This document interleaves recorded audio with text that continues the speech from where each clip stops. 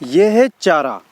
गेहूं की फसल कटने के बाद गेहूं खाते हैं इंसान, और चारे को ना तो खुद खाते हैं ना जानवरों को खाने देते हैं। मैं लोकेश कुमार इस वीडियो के माध्यम से आपसे कुछ अपील करना चाहता हूँ। जैसे प्रकृति ने हमें जीने के लिए कुछ फसलें दी है, फसलों में से अपना हिस्सा हम ले लेते हैं, लेकिन अपना हिस्सा लेने के बाद भी इंसान का पेट नहीं भरता। ये चारा है, गेहूं कटने के बाद इसका चारा बना के भी इंसान ले लेते हैं। जो बीच बची खुची नौलाइयाँ होती हैं, ये जो मेरे पीछे आप देख रहे हो, भैंसें चल रही है और कुछ गायें हैं। तो जो जानवर आवारा है या अपने पालतू भी जानवर हैं, पालतू जानवरों को भी हम चारा उपलब्ध नहीं करवा कर इसमें आग लगाएंगे। मिलेगा क्या आग लगा के? आग लगा के अपने को मिलने वाला कुछ नहीं है। बस हम अपने जो पाप कर्म है वो पाप कर्मों को ज़्यादा दोहराएंगे, वो पाप कर्म अपने को ज़्यादा क्षति पहुंचाएंगे। क्योंकि क्या है कि हमने हमारा पेट भरने का इंतज़ाम कर लिया, और जो ये पीछे चल रहे हैं, ये जो पशु है, आवारा भी है पालतू भी है, इनको भी इनका पेट भरना है। प्रकृति ने हमें ही नहीं दिया इंसानों को, प्रकृति ने सभी को बराबर का हक दिया है। जब हम हमारे खाने का इंतज़ाम कर रहे हैं तो हम इनके खाने के ऊपर क्यों ये इस तरह से हरकतें करते हैं कि आज 10-15 अप्रैल तक हमारे गेहूं की फसल जब तक खेत में थी तब तक हम उनकी रखवाली करते थे इन्हीं आवारा पशुओं से। जब प्रकृति ने इनको 1 महीने 2 महीने का टाइम दिया है, भैया आप खाओ, तो फिर हम कौन होते हैं इनको खाने से रोकने वाले?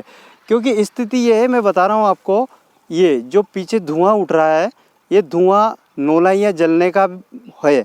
अब अपने को मिलेगा क्या नौलाइयों को जला के? क्योंकि एक बात साफ है, आप भी देख रहे होंगे, मैं भी देख रहा हूँ, अप्रैल में बहुत भयंकर गर्मी पड़ने लग जाती है। आज 27 अप्रैल का दिन है। 27 अप्रैल को ऐसा माहौल हो रहा है कि जैसे ठंड का मौसम हो रहा है। तो हम प्रकृति के साथ खिलवाड़ करेंगे तो प्रकृति इसी तरह से अपने को नुकसान पहुंचाती रहेगी। 2 साल प्रकृति ने दिए अपने को, भाई सुधर जाओ, संभल जाओ। कोविड लगा दिया, सब घर में बैठे रहे, तब भी तो कुछ इंतजाम हुआ था ना। अब हम सोचते हैं कि हम प्रकृति से लड़ लेंगे, प्रकृति से जीत लेंगे। कितना अच्छा लग रहा है कि ये गाय जो मेरे पीछे भैंसें चल रही है, गायें चल रही है, कि ये अगर इनका पेट भर रही है अभी, कोई आप में से कोई आवारा पशुओं को खिलाने तो जाता नहीं भाई, बस एक बिट भूसा मैं अपने हिसाब से दे देता हूँ, आवारा पशुओं को कहीं भी डाल देता हूँ। जब आप इतना नहीं कर सकते तो कम से कम इतना तो कर ही सकते हो।